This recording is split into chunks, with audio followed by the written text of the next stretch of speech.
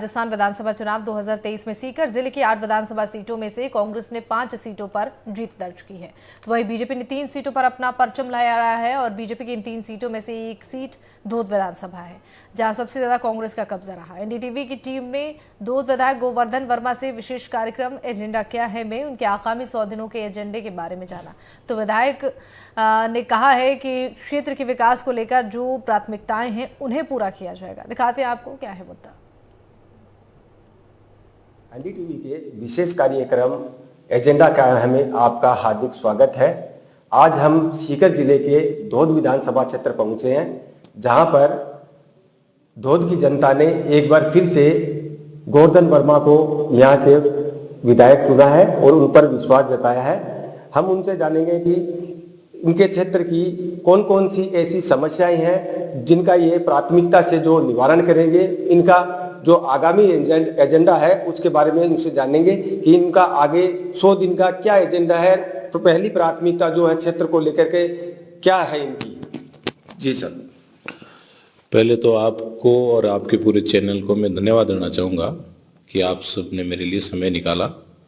और वैसे धोद विधानसभा का क्यों, मैंने जैसे पहले भी कहा था कि ये जो चुनाव था ये हमारे कार्यकर्ताओं का था, इस धोद की जनता का था। और जिस प्रकार से लोगों ने मेहनत की और जो प्रयास किया, क्योंकि चुनाव होने के बाद में 25 तारीख के बाद में लोगों ने कहा कि ये यहाँ से दूसरी पार्टी सीपीएम चुनाव यहाँ से जीत गई है, तो मेरे को विश्वास था और लोगों में भी विश्वास था। लोगों ने ये कहा कि साहब हमने वोट दिए, कि वोट तो साहब हम गोवर्धन को दिए हैं, तो चुनाव कैसे जीतेंगे साहब। खैर, लेकिन लोगों ने जिस मेहनत से, जिस प्रयास से जो आशीर्वाद दिया है पूरी इस धोद की जनता को और मेरे सब शुभ चिंतकों को, मिलने वालों को, मेरी ओर से जो मेहनत की है, जो प्रयास किया है, उसके लिए मैं सबका बहुत तहे दिल से आभार प्रकट करता हूँ। क्योंकि बहुत सारे ऐसे कार्यकर्ता हैं, बहुत सारे ऐसे लोग हैं जो डायरेक्ट इनडायरेक्ट से, हालांकि धोद की जनता ने प्रयास किया ही किया, लेकिन ऐसे भी बहुत सारे लोग हैं जो मेरे चिर हैं, परिचित हैं, जो मेरे पे स्नेह रखते हैं, उन्होंने भी बहुत प्रयास किया और उन्हीं के बदौलत मैं दोबारा यहाँ से धोद विधानसभा से चुनाव जीता हूँ। तो सबका मैं, क्योंकि सबसे मिल नहीं पाया, सबसे बात नहीं कर पाया, तो इस मीडिया के माध्यम से मैं ये कहना चाहूँगा कि आप सब लोगों ने जिस प्रकार से मेहनत की उसके लिए मैं आप सबको धन्यवाद देता हूँ। रही बात आपने जिस प्रकार से मेरे को बताया कि धोद विधानसभा में आगे आपके क्या एजेंडा रहेगा, तो मैं सोचता हूँ कि धोद विधानसभा एक ऐसी विधानसभा है जिसमें लगभग 35 साल कांग्रेस का राज रहा और लगभग 20 साल सीपीएम का रहा, 5 साल में एक बार मैं रुका। तो हम यदि 40-50 वर्षों की बात करें, 50-60 साल की, तो इनमें जो पहले कोई विकास हुआ वो एक अलग बात है। लेकिन जिस प्रकार से सीपीएम का जो 20 साल का जो समय निकला था, उस 20 साल में हो सकता है कि उन्होंने कोई अलग से कोई काम कराए, वो अलग बात है, लेकिन सरकार की तरफ से जो सुविधा मिलनी चाहिए क्षेत्र को, वो सुविधा उनको एक भी नहीं मिली। जैसे मान लो, क्योंकि प्रत्येक क्षेत्र की रिकमेंड होती है कि वहाँ पर पहली प्राथमिकता सड़क होनी चाहिए, चिकित्सा होनी चाहिए, शिक्षा होना चाहिए, स्वास्थ्य होना चाहिए। ये जो हम मूलभूत चीज़ें हैं, इनको हम तभी पूरा कर पाते हैं जब हमारी सरकार होती है या हम उस सरकार के साथ में होते हैं।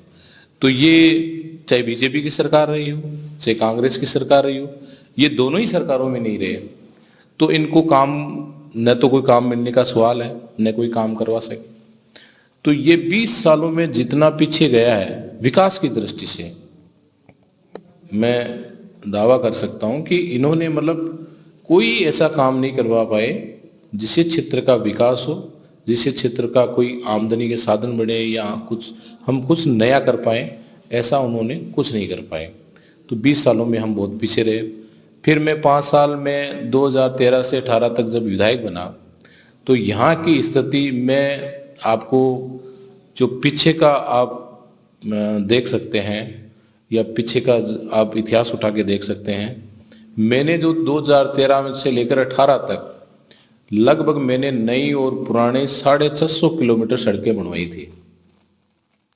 अब यदि हम 650 किलोमीटर सड़क यदि हम पर ये 5 साल में करवाते हैं तो इस मतलब हम देखते हैं कि 2-3 कार्यकाल के बाद में तो वहाँ सड़कों की जगह ही नहीं मिलती। लेकिन ये हमारी सरकार थी उस समय, और सरकार में हमारी जो माननीय मुख्यमंत्री वसुंधरा जी थी, उन्होंने खूब हमें प्रयास किया, खूब हमें बजट में मिला और खूब काम भी हुए थे। और हम शिक्षा की बात करें तो 34 सीनियर सेकेंडरी स्कूल हमने क्रमोन्नत करवाई थी, तो यह भी अपने आप में एक नया अचीवमेंट था। तो शिक्षा और सड़क में हमने जितना काम करा है, इसके अलावा जैसे पशु चिकित्सा केंद्र है, इसके अलावा चिकित्सा केंद्र है, और शिक्षा के क्षेत्र में जैसे मैंने आपको बताई, तो कुल मिलाकर हमने ये नहीं कह सकते कि हमने बहुत सारा विकास करा दिया, लेकिन मैं ये दावा कर सकता हूँ कि जो पिछले 50 सालों में जो काम नहीं हुए थे वो हम 5 साल में करवाए थे। अब जिम्मेदारी क्योंकि हमारे पे और ज़्यादा बढ़ रही है, क्योंकि लोगों ने हमें बहुत खुशी से, बहुत स्नेह से वोट तो दिए, हमें जिता भी दिया, लेकिन क्या होता है कि जीत की खुशी उतनी ही तकड़ी होती है, लेकिन जीत के साथ में मेरा दायित्व ज़्यादा बढ़ जाता है, मेरी ड्यूटी ज़्यादा बढ़ जाती है। वो जब जनता तो खुशी में बदल जाती है, लेकिन मेरे को एक नया दायित्व मिल गई, मेरे को एक नई ड्यूटी मिल गई, तो मैं कैसे लोगों को उनको मैं सेटिस्फाई कर पाऊंगा, कैसे लोगों के साथ में मैं उनकी बातों पे खरा उतरूंगा, कैसे मैं विकास पे खरा उतरूंगा, ये मेरे पे डिपेंड करता। तो मेरे ऊपर बहुत बड़ी जिम्मेदारी हो गई, क्योंकि लोगों ने तो वोट दे दिए, मेरे को जिता दिया। अब मैं सोचता हूँ कि हम इस क्षेत्र को कैसे डेवलप कर पाएंगे, इस क्षेत्र का हम कैसे विकास कर पाएंगे, क्योंकि बहुत सारी ऐसी मांगे हैं। पानी की यहाँ पर बहुत गंभीर समस्या है। पानी की बात करें तो हम अब जैसे हमारा बहुत सारा क्षेत्र ऐसा हो गया जो ड्राई हो गया, आज जमीन में पीने का पानी नहीं है। माननीय मुख्यमंत्री जी हमारे क्षेत्र में, जैसे अभी मुख्यमंत्री बनने पर भजन लाल जी पहली बार यहाँ पर पधारे हैं, और हम उनको धन्यवाद देते हैं कि वो हमारे लिए समय निकाला। मुख्यमंत्री जी आए तो उस समय भी हमने उनसे निवेदन किया था कि चाहे यमुना का पानी हो, चाहे कुंभाराम लिफ्ट परियोजना का पानी हो, हमें कोई सा भी पानी हो, इस क्षेत्र में हमें अति शीघ्र पानी की व्यवस्था करनी पड़ेगी। यदि पानी की व्यवस्था नहीं होगी तो जीवन बहुत संकटमय है, क्योंकि सबसे पहली आवश्यकता होती है पानी की, और पानी हमें सुबह पहले नहीं मिला तो पूरी शुरुआत ही उसकी खराब हो जाती है। क्योंकि इस क्षेत्र में बहुत सारे ऐसे बुजुर्ग लोग हैं जो दोनों कंडीशन देख ली, एक तो पानी के बिना भी देख लिया, एक बहुत सारा पानी भी देख लिया, लेकिन अब वो स्थिति आ गई वापस की, अब पानी बिल्कुल ही खत्म हो गया। तो पानी की बहुत गंभीर समस्या है। जल जीवन मिशन के अंतर्गत हमारा यहाँ पर काम चल रहा है, लेकिन जब तक नहर का पानी हमें नहीं मिलेगा तब तक वो समस्या का समाधान नहीं होगा। तो हम ये प्रयास करेंगे कि हम अति शीघ्र नहर का पानी लाकर लोगों को पानी पिलाएं।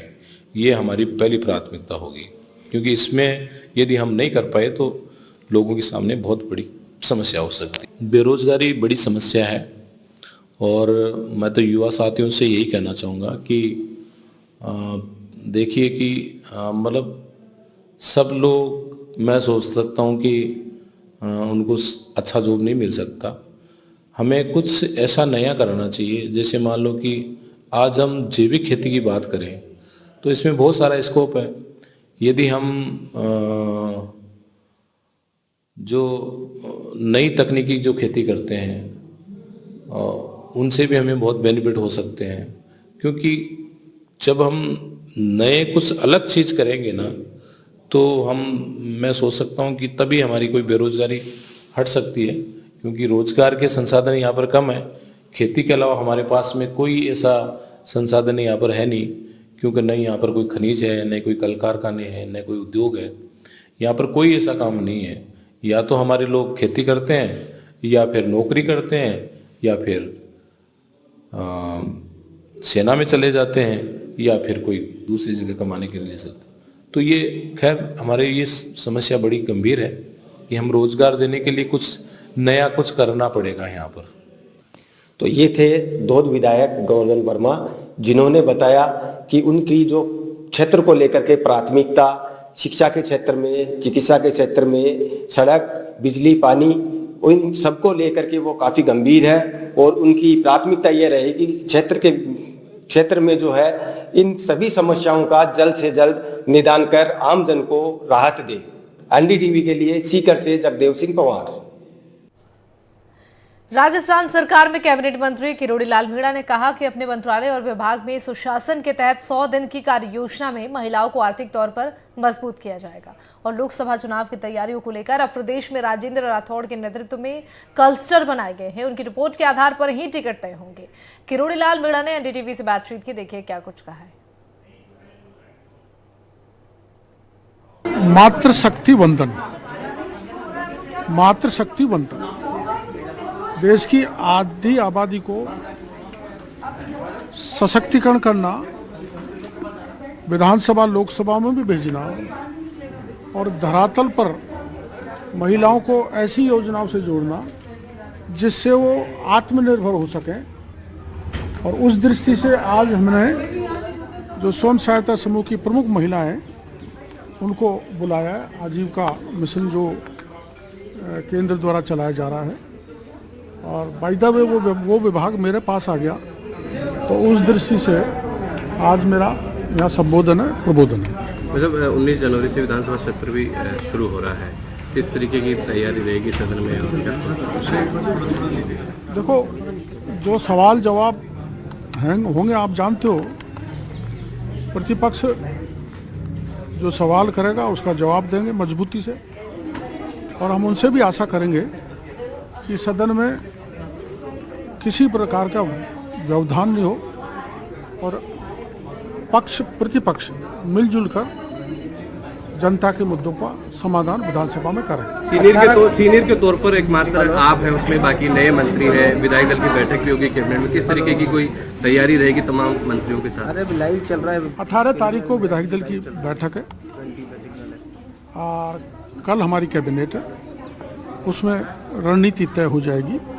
विधानसभा कितने दिन चलानी, कब कब चलानी और किन किन मुद्दों को कौन कौन बोलेगा। वैसे तो आज छप गया, आपने देख लिया और हम पूरी तैयारी के साथ विधानसभा में जनता के मुद्दों का समाधान निकालेंगे। 18 को जो कैबिनेट है, पहली कैबिनेट होने जा रही है, क्या लगता है किस प्रकार के निर्णय हो सकते हैं जनता को राहत? क्योंकि पेट्रोल डीजल की बात आपने चुनाव से पहले बहुत उठाई थी, कई तरह के मुद्दे उठाए थे। कैबिनेट में क्या बड़े निर्णय होने? आप जानते हो कैबिनेट की गोपनीयता को मैं भंग नहीं कर सकता। जब वहाँ निर्णय होगा आपको बता दिया जाएगा और हर वो निर्णय होगा जो जनता के हित में होगा। विधानसभा में फ्लोर मैनेजमेंट के लिए 3 मंत्रियों को मुख्यमंत्री के जवाबों का जो विभाग है उनके जवाब देने के लिए कहा गया है, तो देंगे ना, सब सक्षम है, देंगे। मुख्यमंत्री के जवाब को मंत्री देंगे सभी, क्या दिक्कत है, देते हैं। विपक्ष इस बात को लेकर सवाल उठाएगी लगातार। क्या लगता है कि विपक्ष इस बात मजबूत है या सरकार मजबूत है? हाँ? विपक्ष और सरकार, आप जानते हो कि यहाँ किसी का मजबूत और कमजोर होने वाली बात नहीं है। अभी कल दिन भर प्रबोधन चला है, तो पक्ष और प्रतिपक्ष की जोड़ी है जो जनता के मुद्दों को कंधा से कंधा मिलाकर उनका समाधान विधानसभा में कराएं, टकराट नहीं लें। अब टकराट आप जानते हो सदा प्रतिपक्ष लेता है, तो प्रतिपक्ष सरकार को सहयोग करे जनहित के मुद्दों पर। टकराट बढ़ेगी, लेकिन उस टकराट को शांत करने के लिए सत्ता पक्ष की भी जिम्मेदारी होती है, कई बार गतिरोध होता है। बिल्कुल हम शांत कर देंगे, करेंगे ना, कोई गतिरोध नहीं होना चाहिए, यह हर प्रयास सरकार के द्वारा किया जाएगा। अच्छा, आपने जल जीवन मिशन का मुद्दा उठाया था, ईडी कार्रवाई कर रही है, शुरू हो गई? देखो, ईडी हमने तो जितने भी भ्रष्टाचार 5 साल में फैला, चाहे माइनिंग का हो, चाहे DOIT का हो, चाहे जल जीवन मिशन का हो, चाहे कुछ नेताओं का हो, हमने हर मुद्दा ACB को दिया है, SOG को दिया है और ED को दिया है। इसमें कोई राजनीतिक द्वैषता नहीं है। आप जानते हो ACB ने भी कार्रवाई की है, SOG ने भी कार्रवाई की है। अब जब एक काला धन ले लिया, मनी लॉन्ड्रिंग का मामला बनता है, तो ED को अधिकार है, कानून काम करेगा।